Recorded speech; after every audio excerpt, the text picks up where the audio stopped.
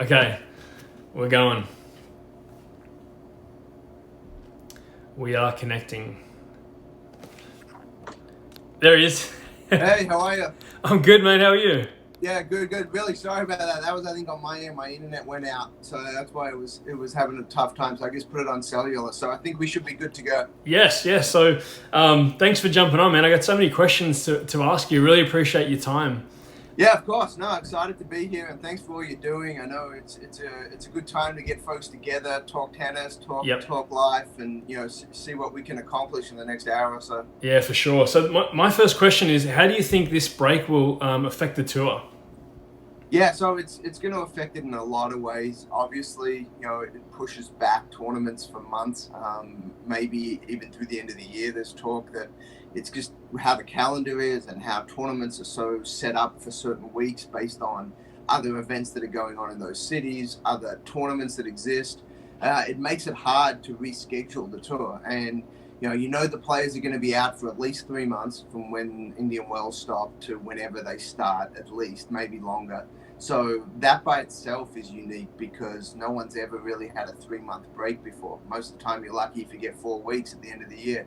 So all these players are in two camps right now. The ones doing nothing, being lazy, eating a lot, Yeah. not really training. And then the other ones that are like, hey, this is the best opportunity I've had in my entire career to actually work on things, get better physically, mentally, Yep. stroke wise, whatever. So you're going to see a very interesting group of players come out, and it could be quite different, I think. I mean, the stars are still going to be the stars, but I think there's going to be a lot of movement between 150, that ranking range, players that may make a big jump into the top 40, top 30, top 20 based on what they did over the next Yeah. few months. And then other players that are in that block that may drop outside the top 100 and sort of, they take a step back. So it's an opportunity for some, but Yep. it's going to be a negative for others. Also, prize money is going to be a question that is going to be debated. Just like all sports, all professional sports, everyone's taking a hit from the tournaments to the sponsors to the events, and that trickles down to the players. So as much as the players need to get paid, everyone around them needs to get paid as well, so they can make their money and their piece of the pie. So if the pie is reduced, they've got to be realistic that when they come back, odds are the prize money checks aren't going to be as big. And I don't think they've really fully discussed that yet, fully Yep. planned that out yet. And it's challenging because, no guaranteed contracts. You've got to play to earn your keep. Most of the players' contracts, the ones that do have contracts, racket companies, shoe companies, Yep. outside sponsors, a lot of those are tied into performance. And there is a force majeure clause in all these contracts, which takes into account something like a pandemic, which basically makes those contracts, if there is guaranteed Yeah. money, makes them void most of the time, meaning that those sponsors don't have to pay the players for a scenario like this. So that makes it really challenging for everyone involved. Yeah, for sure. I remember asking you this a while ago on Twitter, and I think it was I asked you how much conditioning does an athlete lose if they do absolutely nothing for a couple of weeks? Yeah, it's a great question. Actually, that was a study I did at the University of Alabama. I was working on my PhD at the time, and that was a small study we did with the tennis program. It was actually a really interesting study. We used the Christmas break period for a college program, and we did a lot of good analysis on the guys when they were at home. And fortunately, I had some really good participants that were honest. Some guys said, "Hey, I trained this many minutes, this many hours a day on this and that," and we could track it. Other guys were like, "Hey, I did nothing. And literally, I ate and sat around the house and Yeah, just they must have loved for it. 3 weeks." And I said, "I want you guys to be honest. This is the purpose. This is not about lying and you're fudging the numbers. It's about what did you actually do." And we really found that there was about a 10% reduction Wow. across the board in just about all the physical variables in less than 4 weeks. So you're seeing speed, strength, power, and endurance all drop somewhere between 7 and 10% with the athletes that did about 30% of what they were used to doing. So if they did about 30% of their normal workload, they would drop 10%. So if you do absolutely nothing, it's going to be closer to 20%. Wow. That's only in 4 weeks. Now you take that out to Yep. 8 weeks or 12 weeks, and you see where that's headed. the good thing is most of these athletes are competitors. They're not sitting doing nothing, but they're doing a lot less than they're used to doing. Yeah, it's significant. But what can you do if you're at home? You have minimal equipment. What type of things can you do for sort of like for your cardio, for your strength, and for your maybe your flexibility? Yeah, I mean, depending on where you're located, you can still get outside. Just make sure you social distance and stay away from other people. But I recommend doing most of your workouts outside if you can. Getting some sunlight if it's possible and you're in the environment where that makes sense is really, really good. So set up most of your workouts that you can do outside. You don't need a lot of space, especially, if you've got size that's close to a tennis court, 36 feet width, if you can find that width somewhere where you can do a lot of interval kind of sprint intervals, that's great conditioning for tennis. Go for your long runs and different things every now and then to keep the mind going and to keep yourself feeling good. But if you can do 2 to 3 sessions a week of sprint intervals that are 36 feet or less before you change direction, and do a lot of those, normally on a 1 to 3 work to rest ratio. So if it takes you, say, a 10-15 second sprint interval, try to rest about 30 seconds and then do that as many times as you can, depending on your fitness level, of course. But, so there's a lot of those type programming that you can still do and you'll do a great job with. So there's no reason that your conditioning should really drop a lot. Your on-court tennis conditioning, once you get back into hitting full steam, is going to take a week or 2 to get back. But, ride the bike if you've got access to a stationary bike somewhere. If you don't, then you can do a lot of stuff with no equipment, just running based. And then you got to take care of all your issues. Most of these players, whether you're at the pro game, the junior game, the college game, you sort of know what you need to work on, or you should know what you need to work on. Your right hip may be less stable than your left. You may have less ankle mobility in your left than your right. Your shoulder, you've always got a little bit of a winging shoulder where your scapula pushes out on your dominant side, and you've got exercises that you should be doing to work on that, and you probably haven't been doing it as consistently as you should. Now's the time to focus in on those areas. Get your body to be as good as you can do in the environment you're in. Yeah, that's really, really excellent. Like a good stretching routine, I'm sure, is something that you're going to have to be trying to do at home since you're stuck inside more. Yeah, I mean, most people are watching Netflix, movies, doing different things. Do a lot of stretching while you're doing that. There's no reason to just sit on the couch and sit in a chair.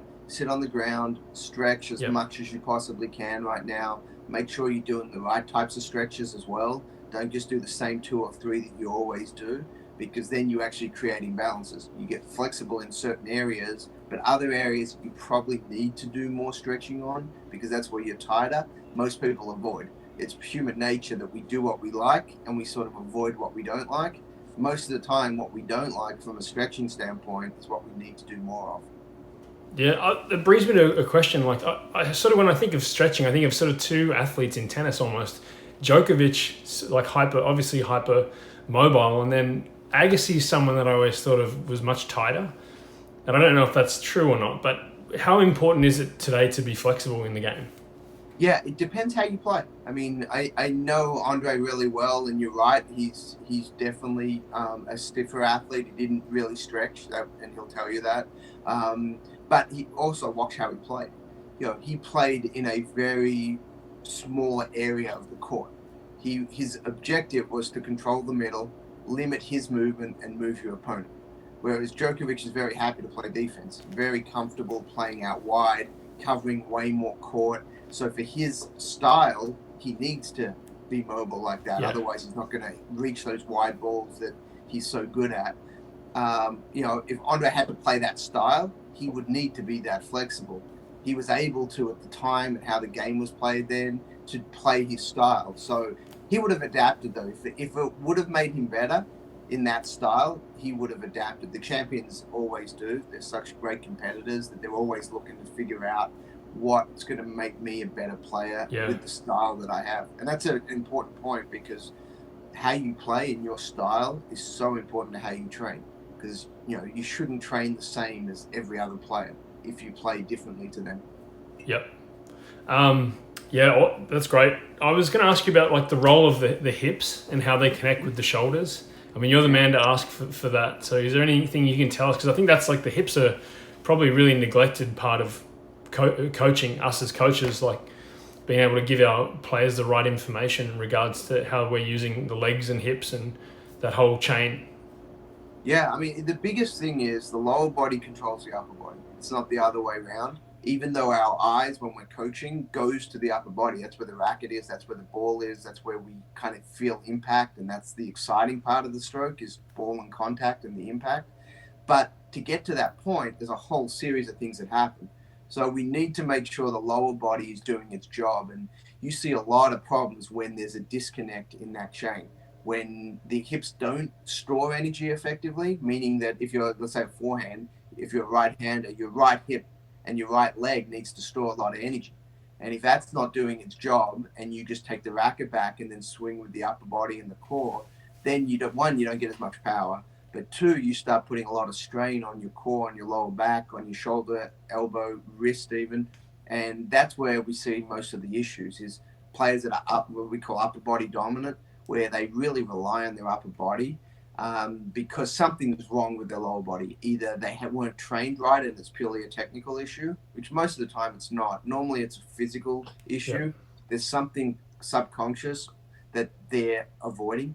They've got a tight hip, so they don't want to load into it. They've got a weak outside or back leg, so they don't want to load into it. Their ankle mobility is really restricted, so they don't feel comfortable getting the extra range through there.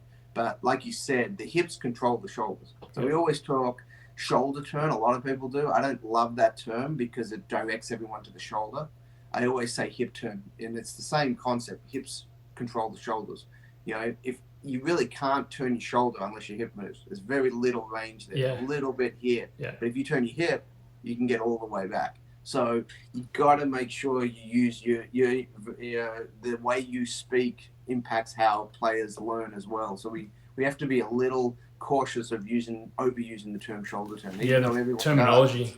Be consistent with the language. That's like really that's huge because you're right. The hips, you can't turn your shoulders really without turning your hips. Another question I had was what commonalities have you tested that you found in elite athletes, like something that they all have in common in tennis? Yeah, so every great server, for example, has unbelievable thoracic extension, meaning that if they can go from standing, they can point their chest to the sky, and they have unbelievable, upper spine or thoracic spine extension. If you don't have that, you're not going to have a great serve because that just gives you that extra range, the racket drop position. Yep. Stage 4 of the serve really is this cocking position. If they don't have that range, they can't get fully back, and that significantly impacts spin rate and acceleration of the racket. So that's one big one that every great server that I've ever tested and been around, every single one of them has that commonality. So that's number one. Second on the serve, because a lot of this ties into forehands as well, but the second big one is how quickly the back hip accelerates. So it's not so much how deep your knee bend is or anything like that, it's how quickly it goes from storing energy to releasing energy. It's the same thing with a vertical jump. If you go to the NFL Combine and watch the guys that have 44-inch verticals, they don't go that deep in their jump. They're not trying to get as low as possible. What they're so good at is the moment they get to their depth, they explode out of it. Fire out of it. There's no dissipation of energy at the bottom. So that's another big factor that really dictates, ball speed. Yeah. So if you have those two things on the serve, you're going to have a hard serve and you're going to be able to have a very high RPM serve as well, say for a kick serve or a slice serve. So those two factors make a huge impact. And then on the ground strokes, a lot of it has similar concept, the outside leg hip rotation. So we've got to make sure the hips can rotate really explosively from storing of the energy to releasing of the energy. And then, being able to have really good wrist range of motion is one that's become really important now. The more lag you have in your take back, the more range of motion you need at your wrist. And too many people overteach lag, unfortunately, without understanding what it's actually doing. It's not a cause, it's a result. Getting great lag is a result of your swing path. It's not just setting the racket back there and trying to find that. Yes. And you see a lot of people very stiff, and then right at the end, they try to get a little extra lag. That's not doing the purpose. The purpose is it has to be in a sequential manner, and it has to be as a result of what's happened a bit earlier. So you just have to be careful with picking out a certain component of a swing and saying we're going to work on that without understanding how that fits into the whole sequencing of the swing. So does hip mobility help? Like, I mean, the hips are kind of huge. Does hip mobility help, and how can we like improve the mobility of our hips?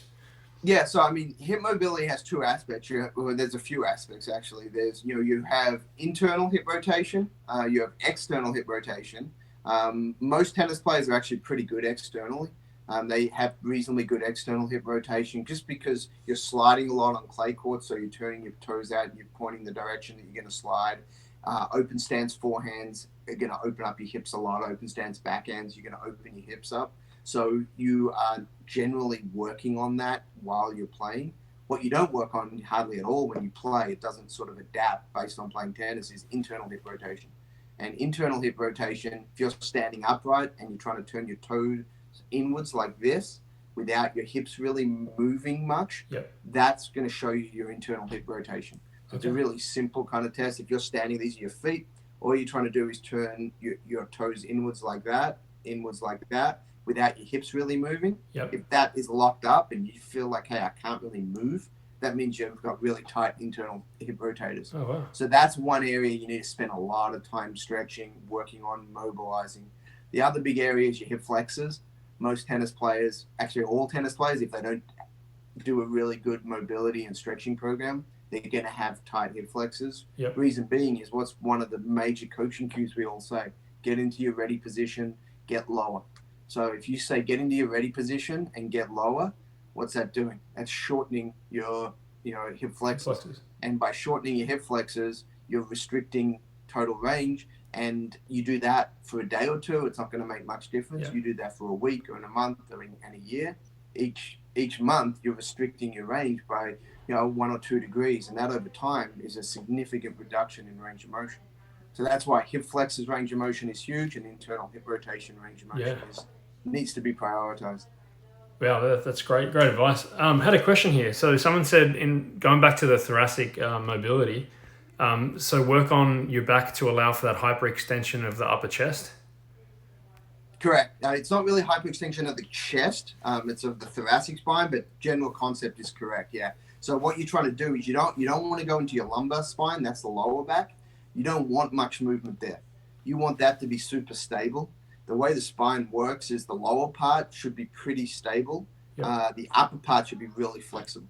So many players, though, don't have much range of motion in the thoracic spine. So what happens is they arch their back. The old concept of arching your back was somewhat correct. It was actually accurate. It was just where in your back. It's the upper spine that you want to arch. You don't want to arch your lower back. It's really, really important to differentiate that, because that's where a lot of the injuries come in the lower back. We see most, especially younger tennis players, when they're going through puberty, they're getting pars fractures, stress fractures, lower back pain. And most of the time, it's due to poor serving mechanics. Nearly 80% of the time, from the data I've seen across multiple studies, is the correlation is poor serve mechanics, and specifically loading the lumbar spine incorrectly. Yeah, I had stress fractures in the L4 and L5 when I was 14, 15, so it would have been the same thing. And that's the number one spot. L4, L5, and L5S1 are the two kind of areas, and they're very close to each other in the spine. And that's where we get part of the main problem, is because what happens is you get this arching of the back first, which puts it on strain. And then you come up to hit a serve. And what happens with most servers that don't have the perfect technique is they're not side on as they come up. They actually start to over-rotate early. And when you over-rotate early, the only way you can make contact is then to bend and kind of collapse a little. And when you do that, the shearing forces of the spine puts pressure every single time. And that's exactly where you get that problem. Yeah, 100%. I definitely identify with that. Yeah, I mean, it's one of the most common areas of concern, especially in the growing athlete. Yeah. Do you advocate, when the technique is good, do you advocate for a faster service action coming in and out of the legs and hips? Yeah, I mean, as much as possible, the quicker acceleration from storing of energy. So I always divide the serve into these 8 stages, so it makes it easier to know what we're talking about. So stage 3 is loading. That's kind of the trophy position. That's where you store your energy in the lower body. That's the main storing piece of the serve. When you start coming out of that, you shift your energy from your lower body to storing it in the upper body. And that's stage 4 when you start cocking, getting the racket drop. So those 2 stages are the transition of lower body to upper body energy transfer. And the quicker you can get from lower body to upper, the more energy you've still got available in your upper. The slower that takes, the more it dissipates and the less you transfer. So that's kind of the concept. You want to do it as fast as possible, as long as the rhythm holds. You don't want to, you can sometimes get too fast where your upper body's coming out of it before your lower body's fully transferred. And that's where you get the problems. That's where you get the serves that just look rushed. Their upper body's too fast, so they're already through transferring upper body, and the lower body's still trying to give them more energy. So yes, so when I think about that visually, I think of either a Nick Kyrgios or maybe a Maria Sharapova on the. Does that ring with you at all? Yeah, so Nick does it perfectly because he's got a quicker motion, but his load and explode is about as good as anyone on the planet. I mean, he does that so well, and it's so well timed that he has a very little knee bend. He doesn't go deep into his knee bend, but he comes out of that so explosively, and he stays side on so well. So he's got a model serve if you're going to use a quicker motion. If you're going to use a slightly lower ball toss, that's the motion that you sort of look at. Him, Andy Roddick had a quicker motion, but he went a bit deeper in his knee bend because he could, his legs were, he had beasts of legs, and he could handle that. But he still had a quicker motion, but he went a little bit deeper, but his acceleration out of that extra depth was phenomenal. And that's why, whereas Maria's got a serve that, throughout her career has been off a little bit. The sinking of it has never been right. Ball toss was always a little high. So as a result, her knee bend was always really low, and she got stuck in the bottom. And she also had a couple other issues, unfortunately, that led to probably a lot of her shoulder problems. Is she shifted her weight too far forward in her front leg too early in the motion, and never really got a good hip turn during stage 3. And as a result, she hyperangulated, and that's a term basically just saying the elbow goes behind the line of the shoulder during stage 3, the loading. And when that happens, puts a lot of strain. It's kind of like doing a really deep bench press. When you go all the way back, that puts a lot of strain on the shoulder. And she did that most of her career. And the main reason players do that is because they haven't rotated the hips. So they haven't got the hip turn. So what they're trying to do is just trying to force find the elbow behind from the upper body. And that's one of the biggest predictors of shoulder problems. So, great examples of someone who does it really well in how Nick does it, and Kyrgios, and then someone who had a lot of challenges that everyone sort of knows about on the serve. And it was only related to really 2 areas. It was shifting her weight too far forward too early, going a little too deep. Part of that's chicken and the egg. Is the ball toss too high, and that's why she's going so deep? Or was she going so deep and she adjusted her ball toss because she wanted to go so deep? That was the issue. And then the third was just the hip rotation wasn't where it needed to be. That's a great answer. I didn't know that. I had a question here from Bruce Tannis. Any exercise to flex or stretch the upper spine?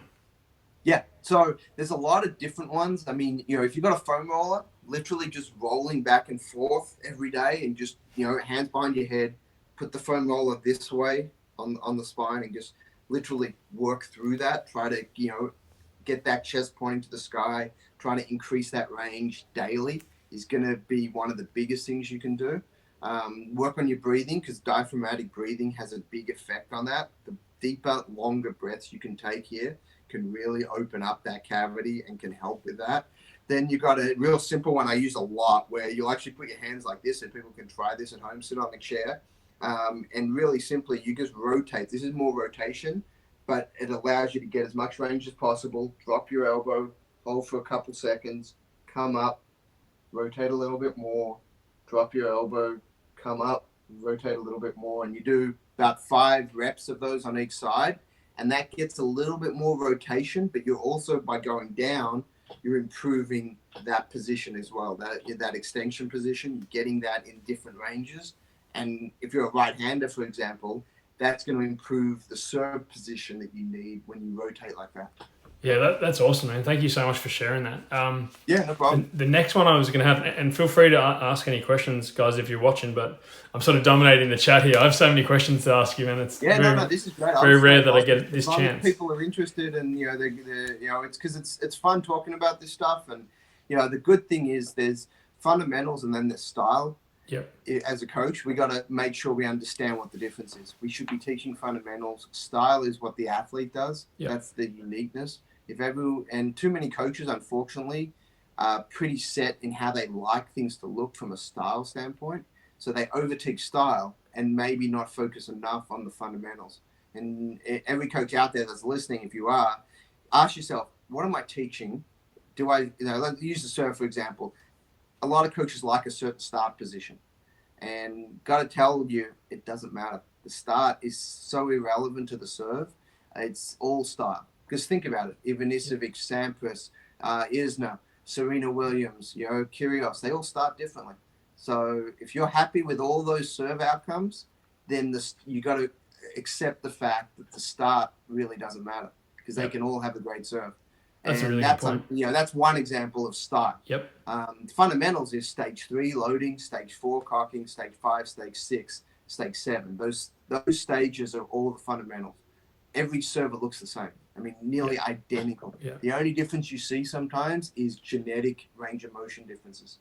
Certain players can't get into certain physical positions, but if you match them all up, nearly everyone looks the same, all the good servers. Bad servers look really different. That's the interesting part when they're not serving well. Yeah, that's a really good point. So Modern Tennis Coaching asked us, are all the stretches available on Mark's website? Yeah, so we've got a bunch of different resources. There's a few different ones. We have a membership site called Kovacs Academy. There's hundreds of hours of content there, and that's all searchable by topic. If you're looking for muscle groups, various stretches, strength training, movement training, there's a bunch of question and answer scenarios. So that's if you really want to get deep into a lot of areas, and that's where a lot of the information houses, and that's kovacsacademy.com.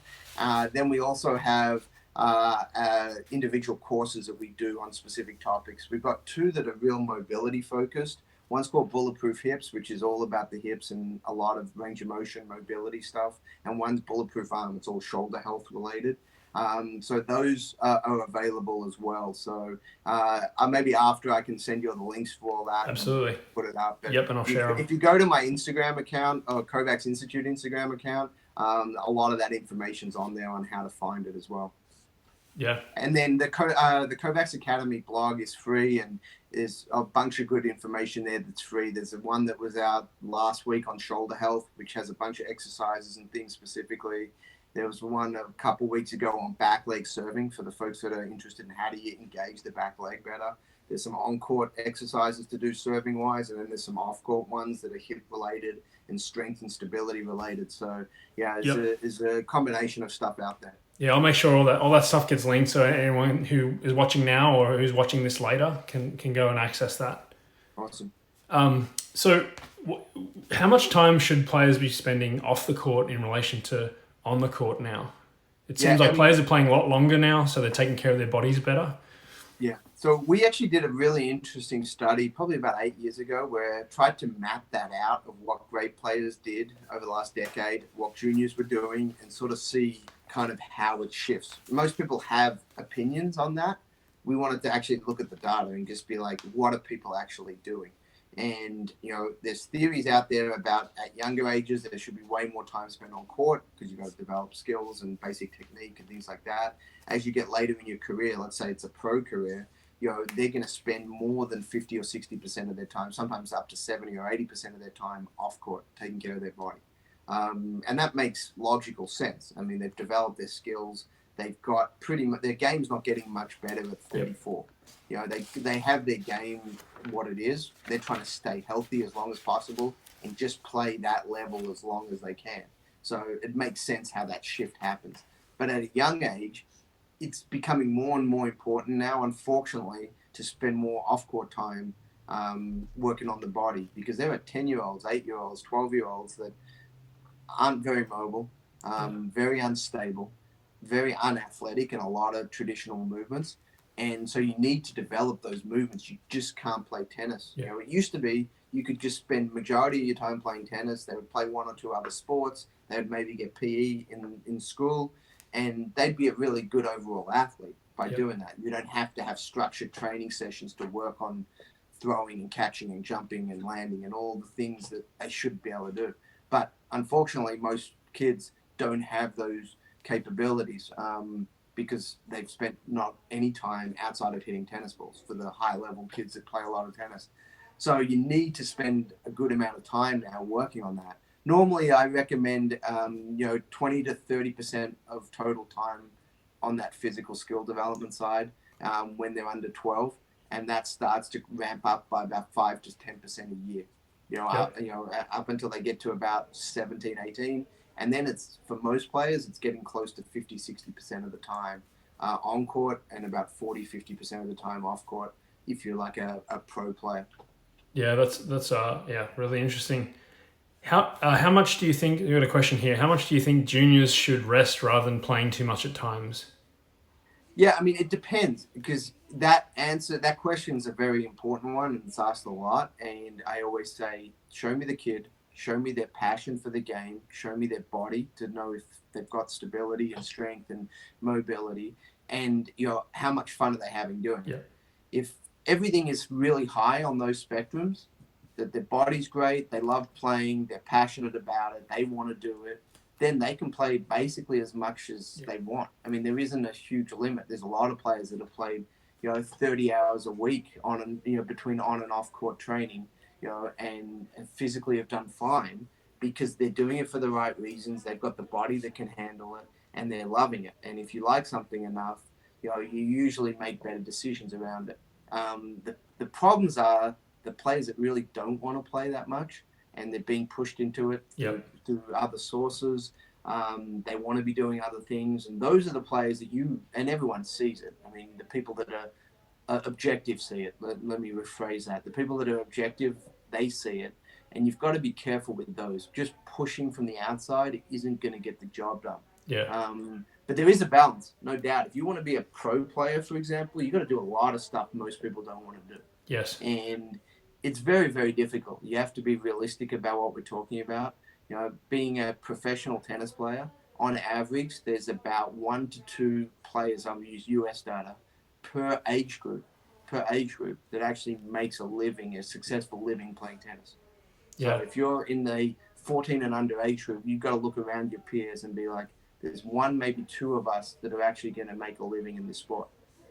And so we have to understand that's the reality. You want to be those 1 or 2, and a lot of people can. That's the good thing. We know that at 14, you don't have to be the best. You have to be in the mix. You have to be about a top 50 national level player. So if you're a top 50 national level player, you have a shot at being a professional tennis player, just looking at data, not looking at opinion, perception, how good there may be. Potential's a dangerous word. Just looking purely at the data over the last 20 years. So that means if you're in that bucket of players, which is pretty small, 50 players is not a lot. But if you're in that bucket, you've got a shot. If you're outside that bucket, doesn't mean it's not possible. It just hasn't happened in the last 20 years. Yeah, that's very interesting. I mean, you got to keep it in perspective, right? I want to shift a little bit to warm up and recovery, and how important is it to develop good habits as a player in your warm up, and specifically with the warm up, I asked you this before on Twitter as well, how many serves does it take before our shoulder's really ready to give a max effort? Yeah, great questions. The first part of it is warm up and recovery, and unfortunately the term warm up has hurt, I think, the field in general, because we think of it as we're warming up for something else. It's its own session, really. It should be treated that way. That 10, 15 minutes, 30 minutes, depending on who you are. A lot of the pro athletes we work with will warm up for an hour and a half sometimes, depending on the sport, before they go into their skill training. So it's not a warm up in, hey, just run some laps and get sweaty and get the heart rate up. That's important, but that can be done in any form or fashion. You can jump rope, you can run laps, you'll get your heart rate up, you'll be pretty warm. So if you have 1 minute, that's what you would do. You'd run 3 or 4 laps and you'd go hit ball. But ideally, you want to use that time because it's a structured time every day where you can work specifically on improving things, flexibility, stability, even some strength, depending on what age the athlete is. Doing a series of lunges, tennis-specific lunges, variations on that. If you do that daily, it's not that physically taxing, but you start building up stability through those areas. And then, we really like to structure that period with a specific purpose. And normally, if you've got the time, and again, depending on your setup and how you do things, you want to go normally 10 to 15 minutes of that type of work, mobility and stability, and then you shift into speed and power. So that's medicine ball work, some sprints, some kind of, hurdle hops, variations of those type of things for 10 to 15 minutes. So if you can schedule 20 to 30 minutes of that time before you play every day and work on those things, in a month, that athlete's going to be so much better than if they don't do any of that stuff. So it's forced training. You do it every day. You combine it with your tennis session, and it also allows the first tennis ball to be hit to be on point. You don't have to warm up for 10 minutes with a bunch of short court and talking and lazy footwork and all the crap that we see happen too much in the first 10 minutes. You can go straight into hitting balls pretty hard, pretty effectively from ball number one, which makes your time a bit more efficient. So even though you may say 20 minutes is a long time to take out of the tennis period, think about it, you're only really taking 10 minutes out of that because that first 10 minutes of practice time most of the time isn't very productive anyway. Yeah, you're right. Yeah, so that was that question. And then the second part you were saying, the recovery piece is really vital because that's not about that day, it's about the next day, and it's about the next week, and it's about the next month. Because what you're trying to do in the recovery period is you're trying to reset the body. So the body's been fatigued, 2, 3, 4 hour practice, whatever it was, or match, and you've lost carbohydrates, you've lost fluid from a nutrition standpoint, so you've got to replace that.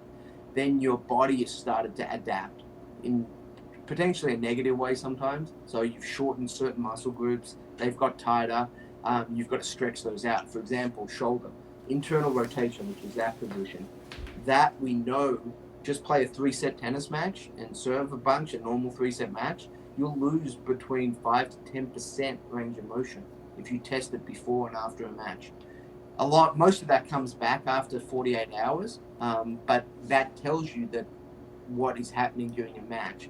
And if you don't do any of that type of stretching and get that range back, over the course of a month, you'll lose 0.5% to a percent range of degree range of motion. Over the course of a year, that'll go up to a few degrees. Over the course of 5 years, that's significant. That's 10, 20, 30 degrees range of motion, which has a huge impact on injury, but also on performance. So that's why recovery is so vital. Yeah. And you had a second part of the question. I forgot that one. What was the second part of that question? So I was just kind of getting into the recovery side of it. There's some things like, I know these are a little bit out there, but like cupping and acupuncture and ice bath. How effective are some of these, or is there any that you recommend of any of these? Yeah, so there's a whole field of recovery techniques, modalities. You mentioned a few of them, and they all have potential strengths, and also you've got to understand what they don't do as well. So it's not that anything's necessarily good or bad, it's why are you using it and what is your expected outcome. So cupping, for example, the premise behind cupping is it's drawing blood to the surface. So drawing blood to the surface in some respects could be a positive, because if there's stagnant blood there, it's trying to move it. But ideally, bringing blood to the surface isn't necessarily an objective. You actually want it in the muscle. Surface is skin. So when you bruise up, that means blood has pooled close to the skin, which isn't ideal. You don't really want that. So you've got to understand how and what cupping is going to do. So cupping's been around a long, long time. As a player, I had a cupping experience, a few of them when I was young, and worked really well, but it was a pretty aggressive form of cupping. It was where they would actually break the skin. It was for a rolled ankle. You break the skin, you get a little blood actually coming out of there. You cup it, and this was traditional cupping. So it was Eastern medicine technique where you used a glass cup and you used a lighter to remove the oxygen, and that would create the suction. And you put it on there for 10 minutes. 10 minutes later, the whole thing was filled with blood and fluid, and it had literally drained the ankle. There's a Western medicine way of doing that as well, which is with a needle, and you just go in and you drain the fluid. That's Wow. when you hear someone's having their knee drained, that's the Western medicine way Wow. of doing what that cupping technique was. So same basic premise. Yep. One's a little bit more targeted, and probably a little bit safer in some respects, depending on how it's done. So that's cupping, for example. You mentioned acupuncture. Depending on what we're talking about with acupuncture, there's acupuncture and dry needling. They've sort of split into two very different fields now. Okay. Acupuncture is meridians, and that's looking at energy flow, is the theoretical, historical way of approaching acupuncture. Dry needling has come about more so from the physical therapy world, and that's targeting mainly, it does a lot of things now, but mainly it's targeting tight and restricted muscles. For example, a knot. You get a knot in your trap, you get a knot somewhere, you find the spot, you put the needle in, and it'll immediately release. That's the concept behind it. Hasn't really fixed anything. It's just released that pressure point, and then if you don't do something to fix what caused it, it'll just come back. So that's that scenario. Ice baths, for example, there's a couple premises behind ice baths. One is there is an analgesic response.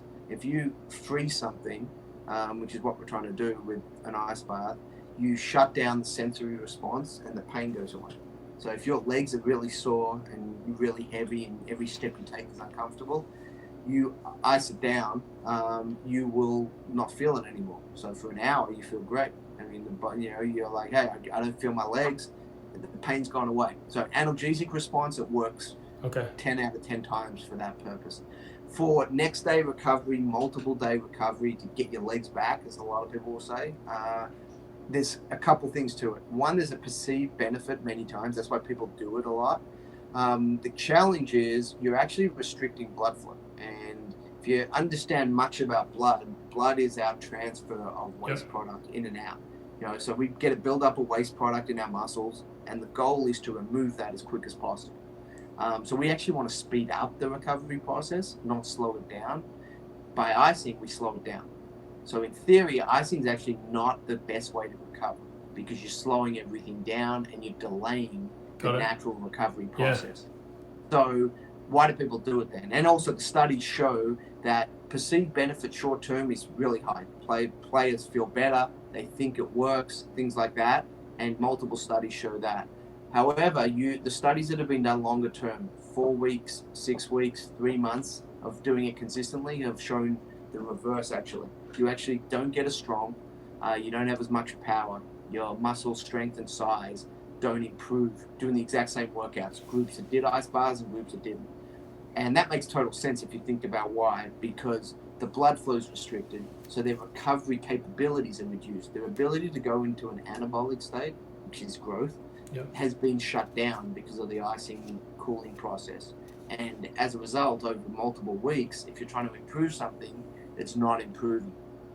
Yeah, it's going back to the ice bath. I mean, I just recently heard that Federer doesn't take ice baths. He said that he's not an ice bath guy. Yeah, and there's a lot of players that don't, and there's a lot of players that do. And as you know, there's a lot of stubborn tennis players out there that do things that they like. It may not necessarily be the best thing for them. That goes into nutrition, into training, into how they like to be coached, analytics, the whole thing. I mean, just because a player does something or doesn't do something shouldn't be your guiding light as to whether it's the right thing to do. Because they have many different reasons why they don't do certain things. Yeah, Federer's also the guy who was eating an ice cream, I think, after that 5-setter against Matesevic at the Aussie. So that was funny. Yeah, which honestly isn't the worst thing in the world. After a 5-set match, you're trying to get calories in, you're trying to get carbohydrates in, and you're trying to get it in quickly.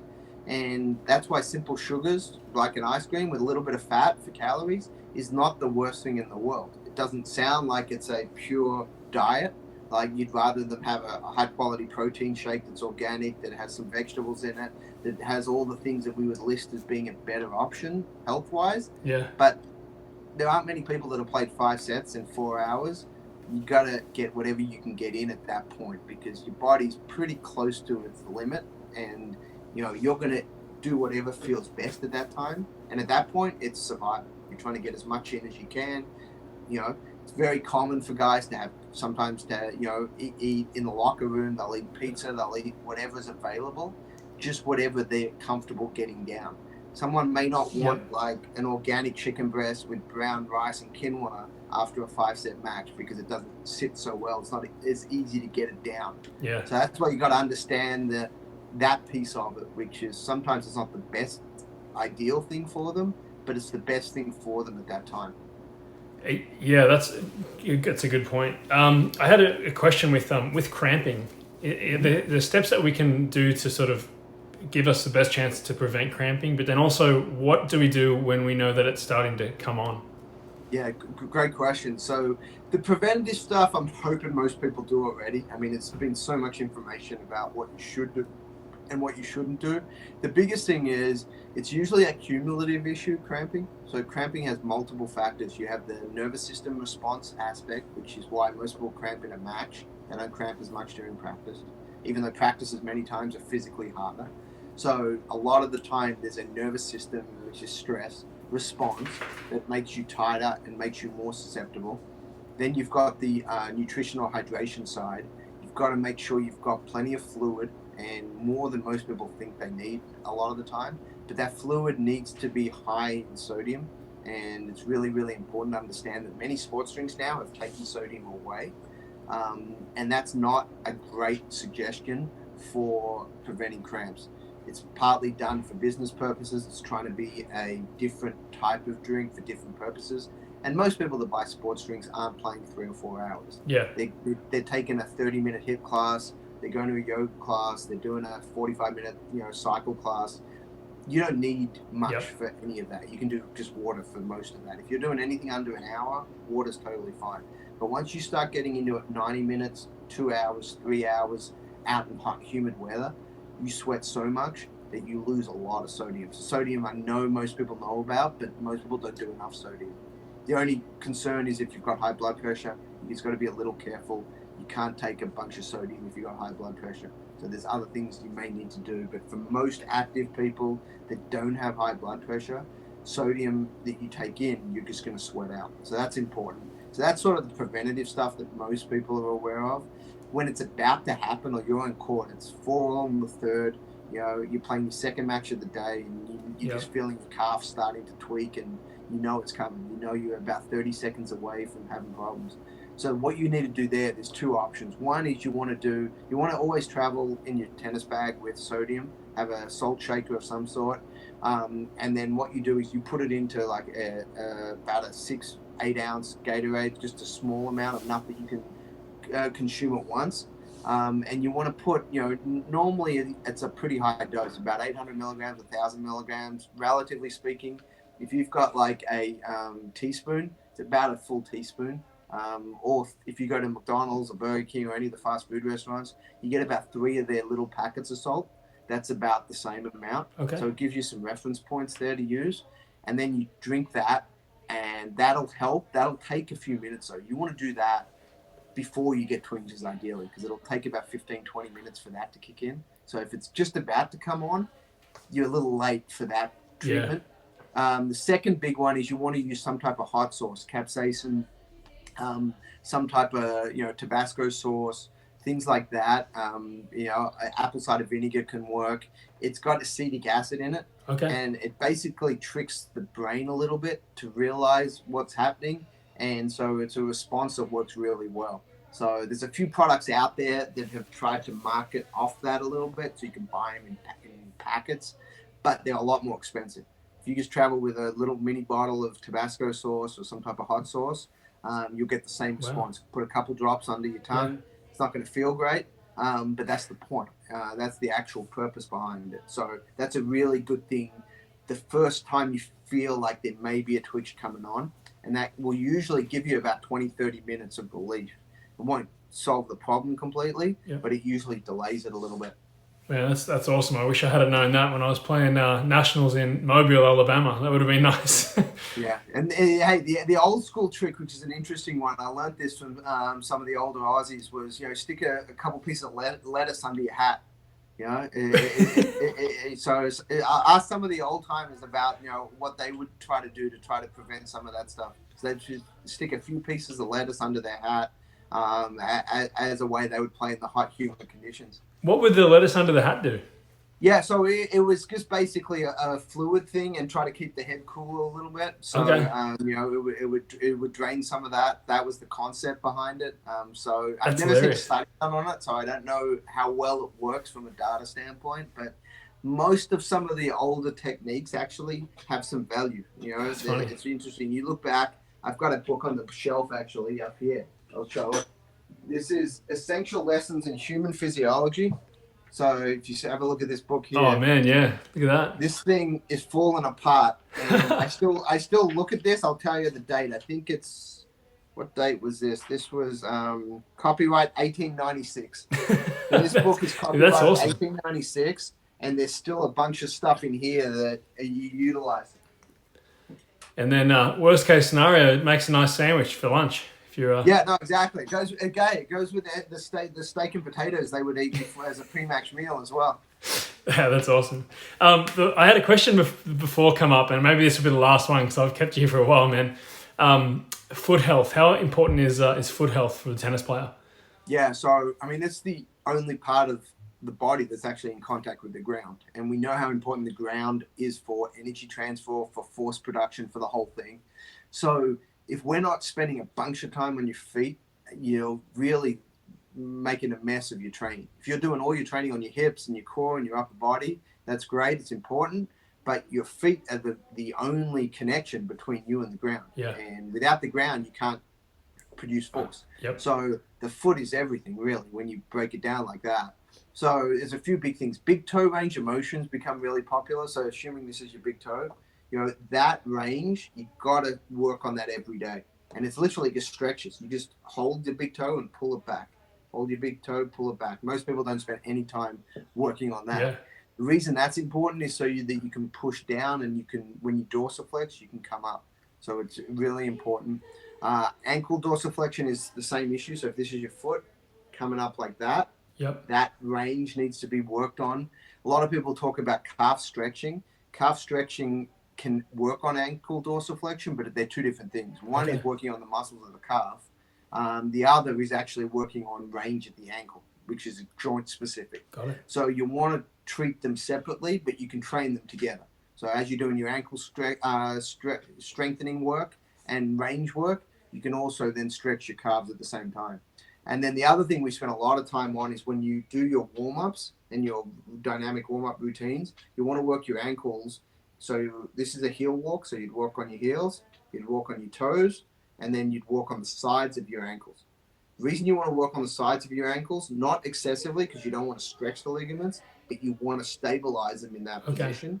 Because most people roll their ankle that way. They roll over the ankle. It's about 80% of ankle sprains are in that direction where you roll your ankle. And if you can get stronger, close to that end range of motion, that you're stable and strong there by walking on the sides of your ankles, you're going to reduce your risk of rolling that ankle significantly. The bad ankle sprains are probably still going to happen, but those little ones where you just kind of tweak it a bit, those are the ones that it's going to prevent. It's going to prevent you rolling those. You're just going to feel like it's a normal movement. Or if you do roll it, it's not going to be extreme. You're going to catch it before it really goes. Hey mate, sorry, we're talking for so long. Yeah, no problem at all. But I think you're just finishing up with the foot mobility. Yeah, so just vitally important, really, really important to get the ankle dorsiflexion, and then also to get on the side so you can stabilize through that area, and then calf strength to try to prevent, especially, I don't know how many people are watching that work with older players, adults, seniors, but, calf injuries is one of the biggest problems the older you get. So developing good calf strength, toe raises, calf raises, things like that, can really help prevent some of those calf pulls, which are really debilitating. One of the worst injuries to get for a lot of people because it's painful, but it also takes a long time to heal. And once you have it, you're likely to get it again. Yeah. It's a really kind of concerning area. So that's why you want to strengthen the calves as much as possible, as well as getting good range of motion. 100%. Hey, mate, I just want to say thank you so much. I think we'll wrap it up. We went over the hour limit on the feed, but thank you so much for everything. All that information that you gave us is brilliant. Yeah, no problem. Let me know if you want to do it again sometime. It's always fun to talk this stuff, and we can get into any other topics that come up as well. Definitely. So if you've got any information that you want to pass on to me, let us know about it. I will. I'll send you some info, and guys can reach me through the institute directly. Through Instagram, Facebook. Go to the websites kovacsacademy.com, kovacsinstitute.com. So those are the two easiest ways to reach me. And if anyone needs anything, happy to help. Yeah, you're one of the best out there, man. I really appreciate it. So we'll stay in touch, and thank you so much again. Awesome. Appreciate it. See you, Mike. Have a good day. Take care.